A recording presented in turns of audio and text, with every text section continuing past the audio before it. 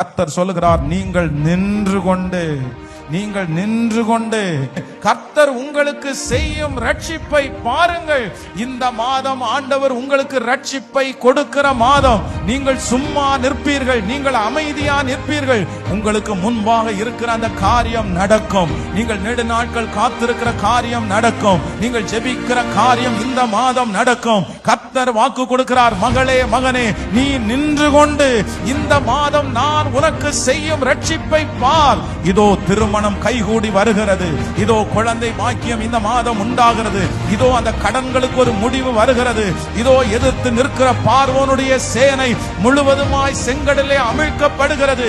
இதோ கர்த்தர் உங்களுக்கு பெரிய ரட்சிப்பை இந்த மாதம் கட்டளையிடுவேன் என்று வாக்கு கொடுக்கிறார். தூர இடத்துல இருக்கிற அந்த பிள்ளை மேல ஆண்டவருடைய மகிமை கடந்து போகட்டும், குடும்பத்தின் மேல கடந்து போகட்டும்.